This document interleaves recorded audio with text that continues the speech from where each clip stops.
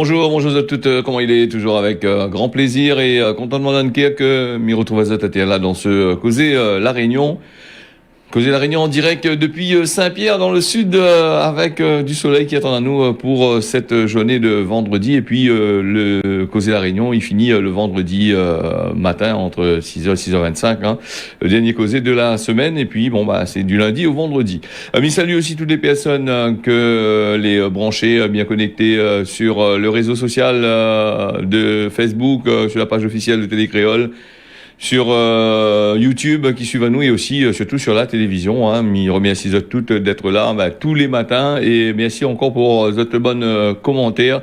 Comme il dit, hein, salue aussi des personnes qui envoient à nous des petits messages de félicitations sur le 06 92 006 157. Merci encore à Zot et puis nous tient beau ensemble jusqu'à tant que possible. Hein, et puis nous, on est là pour justement parler un petit peu de notre pays, La Réunion, pas simplement notre pays, La Réunion, mais parler aussi de tout ce qui se passe à travers le monde. Nous les ouvert aussi là-dessus. Hein.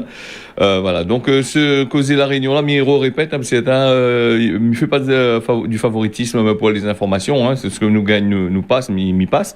Et puis après, c'est les retirer dans des journaux officiels comme il dit. Mais là, comme il dit souvent à chaque fois, il faut prendre avec des pincettes, bien voir un petit peu, hein, parce que il peut changer dans la nuit et là, il peut modifier les informations à votre guise, comme il dit. Hein, ces zones, il a le pouvoir là-bas sur Internet à modifier, à remettre en place certaines affaires. Bon. Après, il faut faire très attention aussi avec des informations que les diffusées par des agences de presse spéciales gouvernementales, comme il dit souvent, hein, qui fait passer beaucoup d'annonces qui viennent des structures, certaines structures. Tout le monde y reprend et après, tout le monde est perdu dans leurs affaires. Mais nous, ce qui intéresse à nous ce matin-là, on avait vu dans le journal La Réunion, je rappelle à Zot, dans le journal La Réunion, hein, en règle générale, hein, dans toute quasi journal. Hein. Donc là, le radar à Tourelle du tampon, là, comme on a dit, c'est le pompe Afrique du gouvernement, a détruit à lui, là. Donc c'est le radar qui est passé derrière le panneau, là. Donc on voit pas il y a 90, c'était là, hein, faut attention, puisque celui du côté de la tour des Azalées, jusqu'à arriver à ce radar-là, il est à 110 et puis il passe à 90 puisqu'il y a un gros virage juste dans le fond, à mettre de feu dedans du côté de Saint-Pierre. On a 2 jours de ça, hein, donc avant-hier, hein, donc on avait mettre de feu dedans du côté de Saint-Pierre. Dû aller fêter quand même son premier anniversaire, hein, prochainement, la nouvelle de radar de nouvelle génération. On avait 80 été prévu de mettre pendant toute l'île, mais apparemment les 80 sera des radars de remplacement, hein, comme voilà, donc pièces détachées, hein, pour des affaires. Et là, ça a été installé le 6 décembre 2020 entre le tampon et Saint-Pierre, dans le sens descendant sur la route nationale 3, de fait la prendre dedans, la mettre de faire dedans. C'est assez compliqué quand même, hein, avec ces bonnes affaires-là. C'est vrai que le monde est un peu en colère, le monde crie un peu pour ça. Pourquoi? Parce que il y a beaucoup d'amendes et puis les gens ils repassent souvent notre PMI avec ça, hein. Donc les points ils sautent directement et déjà pour dépasser de 1 km, 2 km, il y en a 2 points à l'heure quasiment dessus. Voilà pour le radar. Et puis on va aller faire un petit tour là, juste après, là tout de suite là, avec l'assemblée plénière, hein, un reportage qui a été fait par Jacques Marin là-bas au département de La Réunion. On écoute ça et puis nous revient juste après avec les informations de notre pays toujours. Hein. Voilà, les parties, un reportage de Jacques Marin.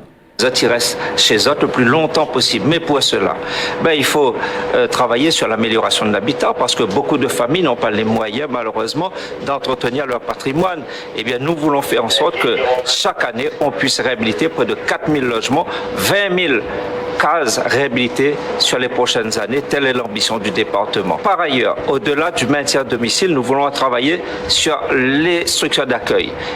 En lien avec l'ARS, nous proposons la création de 2 établissements d'accueil de 100 places chacun, dans le sud et dans l'est. Donc, 200 places de plus dans les EHPAD, mais des EHPAD nouvelle génération. Des EHPAD nouvelle génération. Et au-delà des EHPAD, nous travaillons sur les maisons des accueillants familiaux qui sont des structures d'accueil intermédiaires avec des résidences, je dirais, qui gardent le caractère familial. Et là aussi, donc, nous sommes très investis puisque une quinzaine de MAF pour près de 200 places sont en cours de réalisation sur tout le territoire de la Réunion. Nous mettons l'accent d'abord sur la lutte contre la pauvreté et la précarité sur le territoire de la Réunion. Près de 38% des familles vivent en dessous du seuil de pauvreté. Et nous voulons travailler à faire en sorte que cette précarité recule. Nous voulons lutter contre les violences intrafamiliales, faire en sorte que l'éducation populaire se développe encore plus parce que ce sont des champs qui ont été un peu oubliés ces dernières années. Eh bien, nous voulons retravailler avec les partenaires sociaux pour qu'encore une fois la misère recule sur la Réunion. Donc, plus de liens sur l'éducation, les collèges, travailler contre la vulnérabilité des enfants, plus de structures d'accueil pour les personnes âgées et personnes porteuses de handicap. Nous allons vers un budget qui va représenter près de 1,2 milliard d'euros avec une large part dédiée à l'action sociale. Et au-delà de l'action sociale, nous avons des axes forts tels que le développement agricole de l'île, pour lequel le département continue à travailler avec les opérateurs locaux, à développer des circuits courts, à développer une agriculture durable, à mettre en place le plan AgriPéi 2020-2030. Et nous voulons aussi d'une réunion écologique avec une solidarité écologique. Et là, notre plan de transition écologique va se déployer, le plan 1 million d'arbres que l'on connaît, mais bien au-delà de ce plan 1 million d'arbres, tout un tas de mesures pour faire en sorte que dans le cadre du réchauffement climatique, que le département puisse agir. Il s'agit du budget primitif, c'est un peu technique, mais lorsque vous rajoutez le budget primitif plus les budgets supplémentaires, bien évidemment, le budget du département dépasse les 1,3 milliard. Le budget sera légèrement en hausse par rapport aux années précédentes. Nous allons le présenter au mois de décembre au vote des élus. C'est un budget, là aussi, qui est co-construit avec l'ensemble des élus. Moi, je suis pour le travailler ensemble, tout le monde ensemble, c'est ma méthode. Et ce budget, qui va représenter près de 1,2 milliard plus le budget supplémentaire en cours d'année, va nous permettre de déployer nos outils. Nous avons quelques inquiétudes par rapport à nos recettes qui n'augmentent pas suffisamment, alors même que certaines dépenses ont tendance à progresser rapidement. Je pense à la prise en charge des personnes vulnérables, à la prise en charge des personnes porteuses du handicap, mais aussi au vieillissement de la population. Sur tous ces axes, nos dépenses progressent assez rapidement. Nous travaillons pour faire en sorte que le gouvernement, l'État nous accompagne dans toutes ces politiques publiques. Voilà, Cyril Melchior avec le département, avec le budget ensemble plénière, avec pas mal de choses que il doit mettre en place, beaucoup de chiffres, vous avez vu, des millions, des milliards, tout ça là, et des projets en pagaille, comme tout le temps, beaucoup de projets en espérant que tout ça va aboutir. Donc un petit peu, Yann avait vu l'intervention de l'UREL là, donc Yann va peut-être parler un petit peu juste après là, par rapport à la crise en Martinique.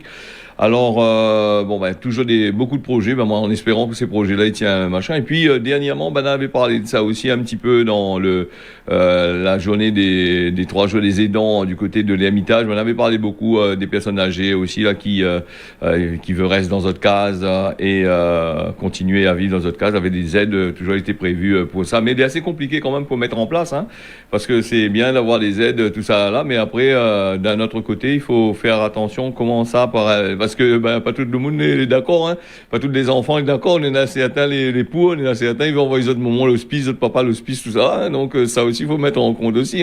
En gros, beaucoup de projets, mais après il faut voir qui c'est machin, et c'est pour ça aussi il va partir vers les EHPAD, tout ça, quand les personnes ça finit de sauter la vie, d'autres personnes vont reprendre le ban de case, que veut dire. Donc nous on a aussi un arrêté municipal là, nous avons vu du côté de Saint-Pierre qui a été pris par la commune. La commune qui dit qu'on a trop de monde, il boit beaucoup de boissons alcoolisées, tout ça, et puis là, tout ça sur le front de mer. Et quand on a parlé front de mer, m'a vu dans le journal, c'est plutôt sur Terre-Sainte, à Terre-Bas, ça m'a dans la monde des petites plages de Terre-Sainte avec des plages de 50 personnes, 100 personnes là. Donc beaucoup de personnes ont témoigné avec. C'est vrai que du côté de Terre-Sainte, ça c'est compliqué quand même. Déjà pour garer là pour la place du tout, le petit littoral, c'est vrai que autrefois les gens viennent sous les bagnons là pour venir boire autres coups, assises, fais autres dominos, après tu ramènes autres billets, autres cases, autres bonnes bouteilles, autres cases, mais comme il est là, ben, tout le peu, quand il arrive, prend l'air, regarde, assise dessus le ban canon, il regarde la mer, et après quand il s'en va, au lieu de déposer dans la poubelle, est-ce que dans la poubelle aussi, moi pas trop vu de poubelle non plus, ça il faut tout à terre là, et les employés de la commune, il vient ramasser tout ça là, et donc c'est un ras-le-bol peut-être aussi de la population de Saint-Pierre, du côté de Terre-Sainte, du littoral de Terre-Sainte là-bas, voilà, donc là il n'est pas trop d'accord avec la saleté ni là dans d'autres quartiers. Bon, Terre-Sainte, village moderne, hein, Terre-Sainte, faut plus dire moi, Terre-Sainte c'est le village des pêcheurs parce qu'il y a presque plus de pêcheurs, là, donc village où ça il y a des bungalows vus sur mer. Bon, mais est-ce que dans le monde Terre-Sainte encore là? Ça me pose vraiment la question parce que c'est compliqué. Donc Terre-Sainte, voilà. Donc le petit boulevard a bien été aménagé quand même. Donc il y a quand même pas mal de choses. Une certaine partie, mais après arrivé côté Dekelson là-bas, là plus rien. Dekelson là-bas, là rien que l'avenue Dekelson qui a été fait justement pour que les gens ils savent marcher un peu dessus. Bon, cette avenue-là, c'est une avenue c'est une avenue avec beaucoup de rouille sur les maisons aussi. Hein, donc d'ailleurs les gens ils savent acheter encore un peu, ils savent acheter ça, innover, améliorer, en faire des bungalows pour touristes pour regarder la mer. Voilà en gros un petit mot là-dessus hein, parce que là comment on regardait le reportage, je me dis tiens faudrait m'y causer un petit bout de là-dessus aussi parce que c'est intéressant. Nous, on a aussi une autre chose encore aussi intéressant, c'est le test PCR. Parce que si tu veux faire des tests PCR, tu dis bon, je ne fais pas de test Covid, test machin, tu fais le test PCR tous les 2 jours pour 72 heures pour les autres travails ou sinon ça pour les voyager. Le test PCR, il passe à 24 heures maintenant. Hein, donc les assez compliqué hein, les affaires hein, obligatoire et aussi les obligatoires pour voyager dans les outre-mer. J'ai l'impression que mon micro est un petit peu faible là, mais je ne connais pas pourquoi. Excusez-moi, mais là, on la force un petit peu. Les tests PCR clés obligatoires pour voyager en outre-mer. Hein, donc, il faut que vous soyez vaccinés aussi. Hein, donc, voilà. Dans son conférence de presse jeudi 25 novembre, le ministre de la Santé, Olivier Véran, n'a pas dit un mot sur les outre-mer. Pourtant, les mesures qui ont été annoncées par Sébastien Lecornu. Hein, il annonce que le test PCR ou antigénique pour les voyages vers les outre-mer et les passagers, faut que les vacciner, hein, tout ça, et même pas vaccinés, il faut absolument ce test PCR là, donc pour prendre l'avion, voilà. Donc les gratuits pour les vacciner, bien sûr, et ceux qui pas vaccinés, faut que tu payes. Voilà, en gros ce que a été dit. Nous avons aussi la haute autorité qui parle de la 3e dose de vaccin, hein, les 3e doses. Maintenant, avant, là, comment se dit, on va faire la 3e dose à partir des personnes de plus de 60 ans, mais maintenant, on change d'avis directement. La 3e dose de vaccin est recommandée pour les personnes de 18 ans à partir. Donc voilà les affaires. Hein, c'est le directeur de la santé de la haute autorité de santé, l'AH qui recommande, l'AAS qui recommande l'extension de la campagne de rappel de vaccination pour toutes les personnes majeures. Et la 3e dose est conseillée aussi pour quasiment pas tout le monde est conseillé ce 3e dose là. Après normalement autres passes ça sera plus valable pour certains là à partir du 5e mois. Besoin de 2 mois encore pour mailler un petit peu pour mettre le dose, mais en tous les cas sur l'application l'application Covid là, sur l'application Covid va envoyer aux autres un petit message, sinon ça autres passe va changer de couleur pour indiquer aux autres qu'il faut aller faire, sinon ça n'est plus bon du tout. Voilà une autre affaire encore hein. Il veut dire que les autres affaires n'est pas trop rodées non plus hein. Si un jouet dit où il est bon, un autre jouet dit où il est pas bon. Donc, et beaucoup de monde y parle justement de ces histoires de vaccination là. Il change trop, hein, le gouvernement il change trop dans son ban de données. Hein, donc un coup, comme il veut dire, il dit noir, un coup il dit blanc. Mais là, le problème c'est que nous bien qu'il y ait un gros malaise dans ce gouvernement là, malgré la publicité, malgré les interventions radio, malgré des télévisions, malgré les gros moyens que les mis en place justement pour endiguer ce Covid-19 là. Nous voit que rien il marche hein, donc mon impression beaucoup de personnes aussi ont l'impression que maintenant il marche à tâtons hein, donc ils testent pour voir que ça y fait et mon impression aussi des gens beaucoup de personnes du moins ce que m'en a parlé ils parlent de quand ils disent nous mais vaccin est-ce que ça est sûr ça n'est pas sûr parce que le gouvernement les gros laboratoires là ils disent ça ce vaccin ils sont sûrs à 100%, il faut mettre 1 dose 2 doses, maintenant c'est la 3e dose tous les 5 au bout de 5 mois la deuxième dose n'est plus bon. Donc il veut dire que si au bout de 5 mois la deuxième dose n'est plus bon, ben la troisième dose aussi, au bout de 5 mois aussi, ça sera plus bon aussi. Hein. Donc ça faudrait voir ça aussi. Après, il préfère essaye de mailler un petit peu il essaye de mailler un petit peu pour essayer de faire passer les autres bonnes informations. Nous même que nous bien que nous avons un gros affaire, hein, les en train de mal tourner dans ce pays, la Réunion. Et nous va aller du côté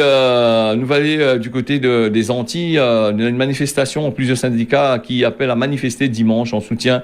C'est des organisations de CGTA, FO, FSU, Solidaire, SAIPA, UDAF, Attaque Réunion, qui appelle la population réunionnaise de rassembler Azote le dimanche 28 à partir de 10h sur le parvis de droits de l'homme à Champfleury. Hein. Il était dans le journal, il m'appelle pas à la manifestation, hein, des hôtels baisés, car il là-bas voir un peu comment il se passe, pas des hôtels cassés. Hein. Donc voilà, ce parvis de droits de l'homme à Saint-Denis, a plusieurs revendications, les défendues, un soutien aux populations des pays outre-mer pour la lutte, pour ces contre les bonnes revendications, contre la répression policière. La seule c'est que le gouvernement, des fois, il annonce certaines affaires, après il n'y gère pas non plus. Donc là, maintenant, on va causer un peu là-dessus aussi. Répression policière, on va dire, le gouvernement défend des libertés individuelles, syndicales, contre l'obligation vaccinaire, le pass sanitaire, tout ça là. Le chantage de l'emploi contre la vie chère, donc pour l'augmentation, il bataille aussi, il veut l'augmentation générale des salaires. Bon, ça faudrait peut-être pas trop corroder parce que ça là c'est compliqué ça. Quand il parle de salaire, les machins, retraite, minima sociaux, développement de l'emploi pérenne, tout ça là, et bien sûr pour la défense, le renforcement des services publics, notamment dans le secteur de la santé. Donc nous allons voir ça. Il y a quand même pas mal de choses, des prévues aussi. Et puis nous en a aussi du côté des Antilles, on a parlé ici à la Réunion, mais les Antilles, il y a des échanges prévus entre les élus locaux là-bas avec le gouvernement. Mais apparemment, le ministre, le Cornu, a dit comme ça, il attend quand les affaires finissent calmer pour l'UNI. Donc, ça là, chef foot, on rogne un peu plus, hein.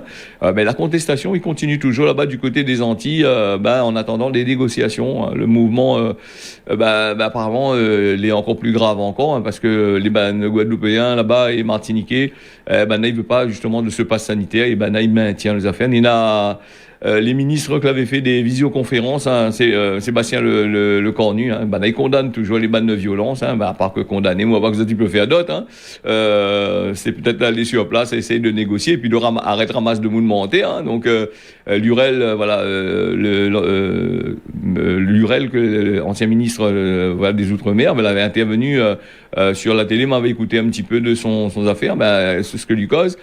Depuis des années, il est comme ça, il change pas, il annonce toujours des choses, il tient pas d'autres promesses, hein. Il annonce des promesses, c'est ça, hein. Donc, faire des promesses et ne pas tenir, les affaires, c'est la goutte d'eau qui l'a fait péter toutes les affaires, donc, maintenant. Et maintenant, peut-être le gouvernement est un peu maladroit aussi, un peu maladroit et strict, hein, parce que surtout sur le régime de Macron, c'est de partir directement avec, répondre, d'envoyer des militaires, des policiers en surnombre. C'est vrai, c'est pour défendre le département, machin, mais après, on veut dire, on est là, peut-être une manière de faire un peu plus dans le calme, aller sans crier sur les toits, où ça va, c'est comme si où ça va, où ça dit le Banboug, où vient pour mettre l'ordre, mais quel ordre vous gagnez mettre, ou arriver sur place, les Banboug arrivent sur place, il n'y a même pas de l'ordre. Maintenant, la Martinique, les pris dedans aussi, hein. C'est la Guadeloupe, maintenant c'est la Martinique, tout ça là, là aussi, ils pètent dans tous les sens, là, c'est compliqué, hein, la situation. Donc, nous va suivre Mathieu, et puis, comme d'habitude, il dit, les préfectures, les services, tout ça là, donc, un journal, il condamne tout ce qui a été fait, hein, donc, voilà, hein, donc, pas rien qu'en Martinique, on a ça, hein, donc, on a beaucoup de monde, il parle aussi à Lurel, qui disait que le gouvernement, a les moyens de geler un peu les prix, d'arrêter avec ces augmentations intempestives pour favoriser un peu trop les bonnes grandes entreprises que les ici, là, donc, tout y augmente, et puis, il y a aussi, la clé est aussi dans la main de la région, dans la main de la préfecture pour geler certains prix comme tu faisais avant. Hein. Donc, on a fait l'ouverture, chacun y fait sa guise et voilà comment le mandat copatel y pète. Bon, après, nous avons eu aussi les gilets jaunes que l'a pété aussi dedans dans la dernière fois. C'est compliqué ça, ces affaires-là. Nous va aller sur le plan international, là, un petit peu de, les émeutes, les guerres, les batailles, tout ça, là, mais dans tous les pays, là, même nous, pour 25 minutes d'information, on n'a pas grand chose, le temps pour parler de tout ça, mais nous parlons en gros, nous saute un peu, des fois, ils sautent un peu les informations. Bon, là, par exemple, là, nous avons une tension et des émeutes là-bas aux îles Salomon, l'Australie qui déploie des militaires, de nouvelles, jeudi, dans les îles Salomon, qui amènent, donc la police sur place, tout ça, là. Là encore, nous c'est une autre affaire encore, c'est la rivalité entre Taïwan et Pékin. La Chine qui réclame Pékin qui réclame Taïwan comme une province talue, et Nanmoun n'est pas content, n'est pas d'accord du tout, non. Et là, nous voit que ils mettent de feu. Bien que les îles Salomon depuis 1933 entretiennent des liens avec les îles avec Taïwan. Et donc là maintenant on a pété un peu les affaires de l'autre côté là-bas. Donc la Chine lui veut défendre ses intérêts justement dans ce pays-là, dans les îles Salomon, mais apparemment n'est pas content. 23 millions de personnes d'habitants là-bas que Nena, et a tout le peu l'entend manifester, la mettre de feu aussi dans pas mal de choses. Donc il faudrait voir un petit peu là-dessus aussi. Sur le plan mondial, il y a comme pas mal de choses aussi. Les manifestations que va continuer, je pense que va continuer de plus en plus à travers le monde par rapport à ça. Pas simplement par rapport à la crise de Covid. Le Covid bouche un peu les yeux de Moon pour justement ces guerres-là. Mais maintenant, le Covid, ne fait plus trop un cas avec le Covid. Ces choses-là, ils ressortent dans les services de presse, ils reviennent à la une, tout ça là.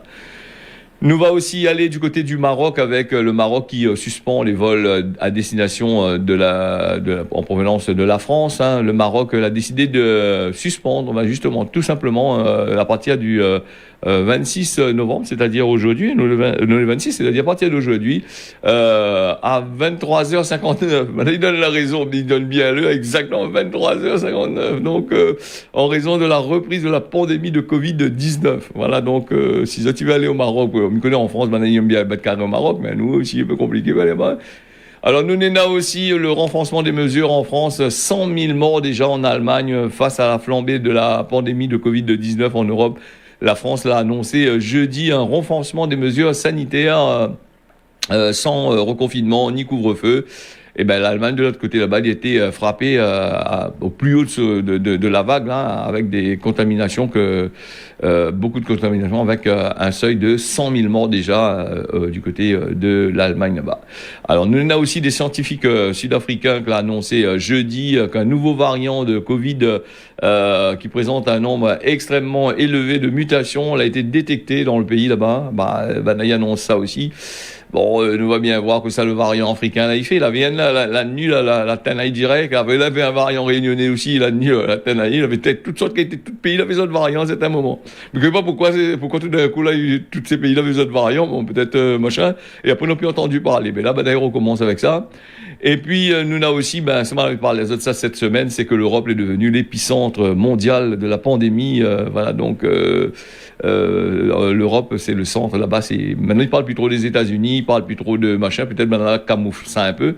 Mais en tous les cas, l'Europe l'est bien pris dans le Malisé. C'est un peu compliqué. L'OMS qui annonce quand même pas mal de morts d'ici le printemps. Il annonce 700 000 morts supplémentaires en plus jusqu'à le printemps. Ça faudra nous suivre ça. Nous va dans l'azote là. Donc le week-end il arrive, ça va pas parler trop de morts parce qu'on a un peu ça battre carré balader. Donc nous va aller aussi là vite fait là. Donc on avait parlé aussi de l'invalidité du test. Du test là, les réduit à 24 heures. Celui, un petit rappel pour les gens qui font le test PCR.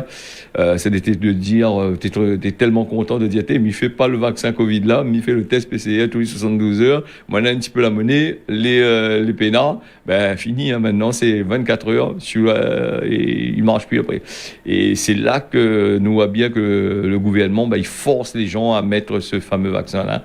bah, bien sûr, si vous diminuez le vaccin et vous ne l'amenez pour payer, bah, à moins qu'on a vraiment gros l'argent pour payer ces tests PCR là, bah, elle va redevenir assez cher quand même, hein, à la fin du mois, hein, c'est quasiment tous les jours, faut faire un test PCR. Imaginez le prix du test PCR, et c'est tous les jours, tu fais un test. En gros, si me dirais, tu payes le test PCR, il y a 50, comme tu des bêtises, un test PCR, il y a 50 euros, bah, tous les jours, faut tirer 50 euros, pour faire ou test PCR pour aller travailler. Bon, ben, si vous gagnez 500 euros par jour, ça va. Bon, vous pouvez dire, oh bon, tiens, tiens, 50 euros, m'a donné l'État, ben, considérez comme un impôt, non. Mais là, ben, vous les pris, si vous travaillez au SMIC, vous gagnez, 10, 12 euros de l'heure, là, ben, est-ce que ça va faire ce test PCR? Est-ce que les avantageux pour vous? Non, parce que vous sont obligés, machin. Ben, l'obligation du test, vaccin, voilà, les affaires comme il vient. Nous va aller, d'accord, pas mal d'informations, souvent, moi, midi, mais m'y attarde un petit peu sur des informations qui semblent à moi assez importantes, que les gens l'avaient demandé à moi un petit peu en message, en causé. Le Nouvelle-Madagascar proposé, nous va parler ça un petit peu, hein. Voilà, donc, nous, là, ce causement, la réunion là, à méditer aujourd'hui, n'a rien que la langue pour causer, mais il fait pas rien. Donc, beaucoup d'annonces, beaucoup d'attentes de la part des gens, et rien n'a été fait. Ben, un temps plutôt comme hier à la Réunion, normalement, ben, du côté de Saint-Pierre, on aura un peu de chaleur, quelques nuages légers, on aura aussi de la pluie, il est prévu. Mayotte, plutôt nuageux, d'après ce que l'on avait vu. Et puis Maurice, ben, comme d'habitude, nuageux par place. Et puis il y en a aussi du beau temps. Voilà. M'y rappelle Azote que nous nous retrouvons à nous d'ici dimanche matin entre 10h et midi pour l'ambiance familiale. On a pas mal de messages qui arrivent à nous pendant cette semaine. M'y invite Azote à continuer. Et puis nous nous retrouvons à nous dimanche. Midi Azote, tiens, beau serré, largue pas, bon week-end. Et en ce qui concerne le causer la Réunion, c'est lundi matin à partir de 6h. Allez, on y retrouve.